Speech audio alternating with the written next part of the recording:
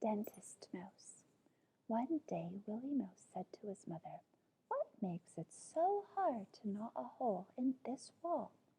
I have worked on it all night and have not made even the littlest bit of a hole. I am so tired I can hardly crawl." "I should think you would be, you silly boy," replied his mother. "Don't you know that this is a steel wall you have been working on?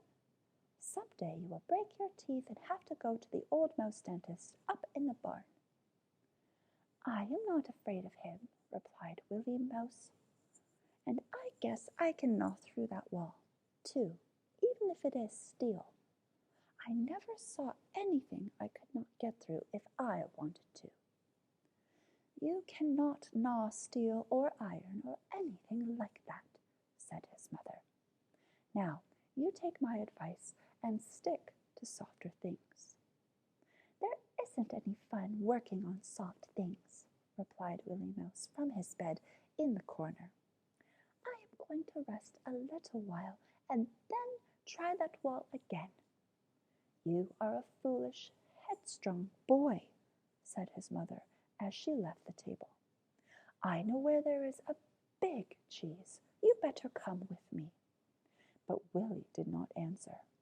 He was asleep and dreaming of that steel wall which he had gnawed full of holes, and all the mice in the neighborhood were standing around him, cheering him because of his wonderful work. A noise near his hole awakened him with a jump, for he thought he saw a big cat looking at him through one of the holes he had made in the steel wall. "Huh!" said Willie Mouse, sitting up and rubbing his eyes. "I reckon I must have been dreaming.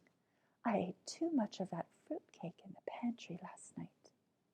Well, I must not waste time. I want to surprise Mother and have a hole in that wall by the time she returns." But on his way to the wall, he ran across a small box which smelled of cake. "That looks easy," he said. "I may as well have something to eat before I begin work." When Willie Mouse tried to bite through the box, he found, to his surprise, that it was not so easy. The box looked like pasteboard. The color was so soft and brown, but it was hard, and, gnaw as he would, he could not break through. "It is not as hard as that wall," said Willie Mouse. "I won't give it up. I'll try a corner. Corners are easy to get at." But, alas for Willie Mouse, snap went one of his teeth. Willie put his paw up, and sure enough, there was a piece of his tooth broken off. "Oh dear, oh dear!" he began to cry. "I know I shall starve now. I cannot eat without my front teeth. What shall I do?" He ran home as fast as he could with the piece of his tooth in one paw and the other front paw held over his mouth, for he felt all his teeth would fall out if he did not hold on. "What is the matter?" asked his mother when she saw him. Oh dear, I broke my tooth, and I know I will starve now," he replied. "You will have to go to old Dentist Mouse up in the barn," said his mother. "Will it hurt much?" he asked. "Not much," said his mother. "He will very likely put the broken piece back. I suppose he will drive it in a nail to hold it," said Willie Mouse, squeaking very loud. "Hush this instant," said his mother. "You will have all the cats in the neighborhood here, and then you will not need your teeth fixed, I can tell you." Old Dentist Mouse looked at Willie over his glasses and then at the broken piece. Very bad," he said. "I will have to get some glue and put it back, but you cannot eat anything for a whole day and night. It must get perfectly hard first." Willie Mouse opened his mouth very wide, and old Dentist Mouse put in a spoonful of glue, and then placed the broken piece on the place where it had been broken before. Willie Mouse tried to get away, for the glue was all over his mouth and it did not taste good at all. But the old dentist mouse held him fast, and then he put a bandage around Willie Mouse's face so he could not open his mouth.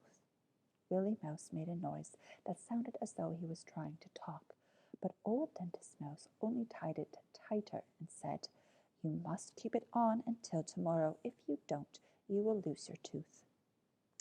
Willie Mouse was very glad when it was time the next day to go to the barn, for he was so hungry he could hardly walk.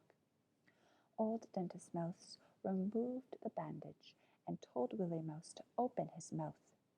That was easier said than done, however, for the glue had hardened and held his mouth tight, so he could not move it. Dentist mouse scratched his head. Very bad, he said. "I shall have to drill." And drill he did. He took a long nail, and Willie Mouse thought his head was coming off before his mouth was opened. But at last it was done, and Willie Mouse could use his mouth once more. "Give me something to eat," he said, the first thing. "I see some corn in the corner," and over he ran and began to eat. "There, I feel better," he said, after eating all that he could hold.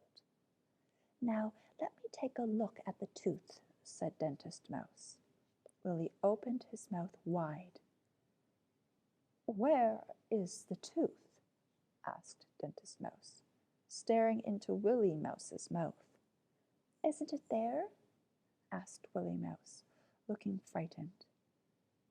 "No, you must have swallowed it," said old Dentist Mouse. "You will have to get along without it, unless I can get a pussycat's tooth somewhere." "A pussycat's tooth!" screamed Willie and his mother together, and without waiting to hear more, they scampered out of the barn and ran home as quickly as they could. "I thought that would end it," said old Dentist Mouse. "When you don't know what to do, just say something that will scare them, and you will not have to bother how to cure them. They will not come back."